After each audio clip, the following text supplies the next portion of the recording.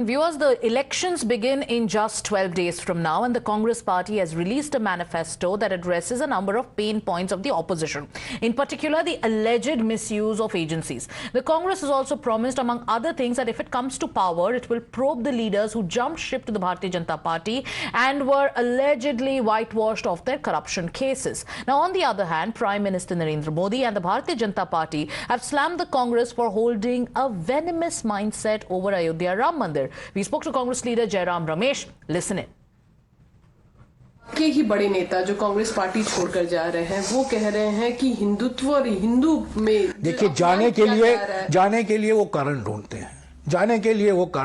हैं। मैं किसी व्यक्ति का नाम लेना नहीं चाहता हूं, पर मैं ये कहूंगा जो कोई पार्टी को छोड़ा है उसको पार्टी ने सब कुछ दिया है। पार्टी ने उनको पहचान दी है, पार्टी ने उनको पद दिया है, पार्टी ने उनको सम्मान दिया है, और जो कुछ आज हैं वो पार्टी की वजह से है। और आज पार्टी को धक्का देकर निकल के जा रहे हैं, ये गद्दारी है, ये उनके चरित्र पर सवाल उठाता है। मैं यही कहूंगा। और कोई बहाना ढूंढना बड़ा आसान है, पार्टी इसके खिलाफ है, पार्टी इसके खिलाफ। बिल्कुल मैं इसका पूरा खंडन करना चाहता हूं। ये लोग छोड़े हैं निजी स्वार्थ के लिए, अपने ही एम्बिशन के लिए, अपनी ही महत्वाकांक्षाओं के लिए इन्होंने छोड़ा है, और कोई कारण नहीं, और कोई कारण नहीं है। निजी स्वार्थ। कांग्रेस में आना चाहे तो कांग्रेस क्या करेगी? नहीं, यही लोग अगर ये वापस आना चाहते हैं, मैं समझता हूं, मेरा ये विचार होगा। पार्टी क्या निर्णय लेगी वो मैं नहीं जानता हूं, पर मेरा विचार होगा, मैं जरूर मशवरा दूंगा, इनको वापस मत लीजिएगा, ये लोग बिल्कुल गद्दार हैं।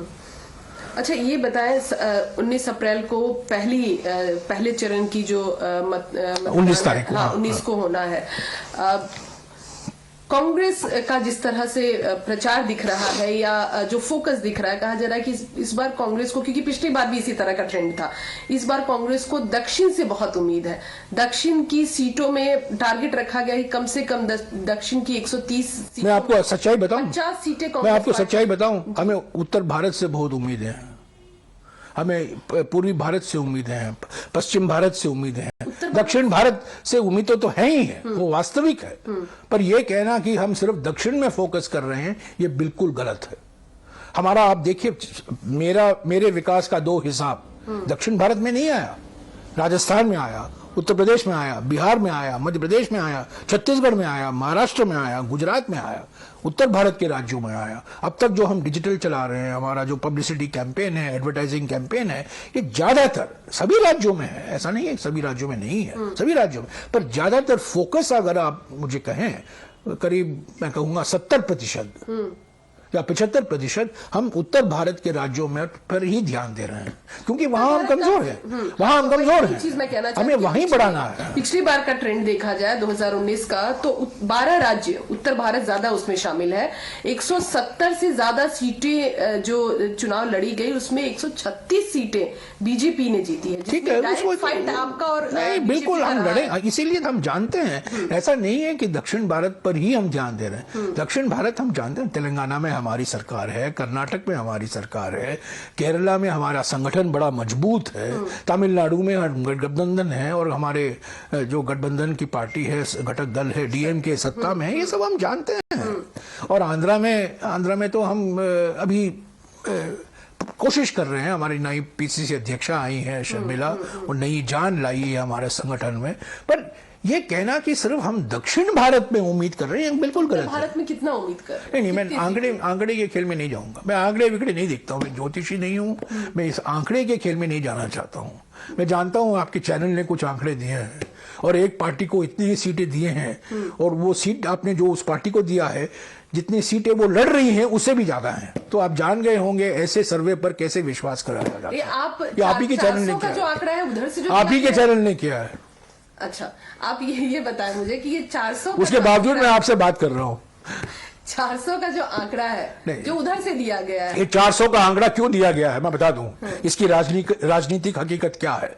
संविधान को बदलना। प्रधानमंत्री को हिम्मत नहीं है कहने की कि मैं संविधान बदलना चाहता हूं। पहले उन्होंने अपने आर्थिक सलाहकार विवेक डिब्रॉय को कहा, बाद में अनंत हेगड़े को कहा, बाद में ज्योति मिर्धा को कहा। ये सब कठपुतली है। असली मकसद, असली सूत्रधार तो पपेट मास्टर तो प्रधानमंत्री हैं, पीएम, पपेट मास्टर तो वही हैं, और संविधान बदलने की कोशिश की जा रही है। इसीलिए 400 400 400 ये तो ये जो ढंढोरा पीटा जा रहा है 400 का, इसके पीछे मकसद ये है कि बाबा साहब अम्बेडकर के संविधान को ठंडे बक्से में डालो और नरेंद्र मोदी का एक नया संविधान बनाओ। क्योंकि बाबा साहब अम्बेडकर के संविधान में पंथ निरपेक्षता के खिलाफ हैं, हम सामाजिक न्याय के खिलाफ हैं, आरक्षण के खिलाफ हैं। ये हमें नामुमकिन है, हमें नया संविधान चाहिए। यही तो मकसद है 400 सीट का। एक अंतिम सवाल है, उसके बाद इस इंटरव्यू को खत्म करेंगे। कांग्रेस को किस पसोपेश में रुकी हुई है? अमेठी रायबरेली जो कांग्रेस पार्टी का गढ़ हुआ करता था, रायबरेली से इस बार सोनिया गांधी नहीं आ रही हैं, राज्यसभा चली गई। अमेठी राहुल गांधी हार कोई समय सीमा आप जानते हैं कब नॉमिनेशन शुरू होता है अमेठी और रायबरेली में? लेकिन वो आपकी 26 तारीख को, 26 तारीख को उस पर फैसला 26 फैसला ले लिया गया है। उसके फैसला का निर्णय नहीं किया। बस जिनको फैसला लेना चाहिए वो ही उन्होंने फैसला ले लिया है।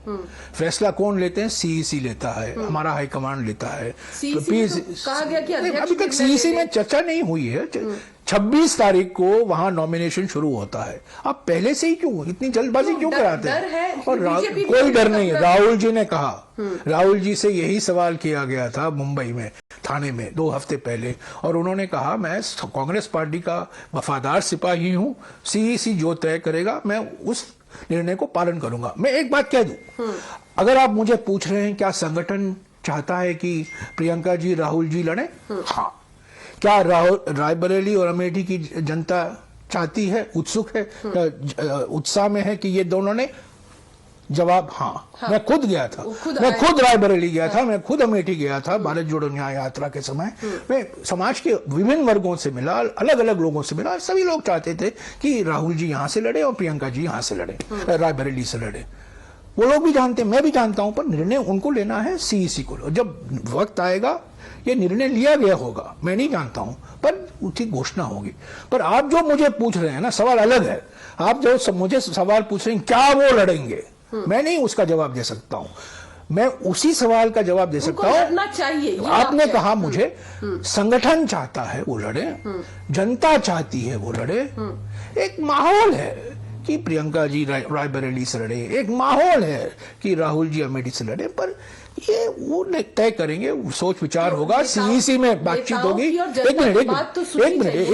मिनट मुझे खत्म करने दीजिए। सीईसी में भी चर्चा होगी और सीईसी में जो निर्णय लिया जाएगा उसका पूरा पालन करना होगा, बस। और कोई व्यक्ति है, राहुल जी ने खुद कहा है, राहुल जी ने खुद कहा है कि देखो मैं सिपाही हूं कांग्रेस का, और अगर सीईसी कहता है मुझे आपको अमेठी से लड़ना है, मैं अमेठी से लड़ूंगा। उसके अलावा और कुछ मैं कह सकता हूं। आदर्श बात कह रहे हैं। नहीं, आदर्श नहीं, ये वास्तविक बात है, ये हकीकत है, ये वास्तविक बात है। आप समझते नहीं है कांग्रेस पार्टी ये लोकतांत्रिक पार्टी है, और राहुल जी प्रियंका जी ये सब उनके मन में कुछ विचार होंगे, पर अगर पार्टी कहती है, पार्टी चाहती है, वो जो पार्टी के हित में है वो करेंगे। So the suspense in the Congress continues over Raebareli and Amethi.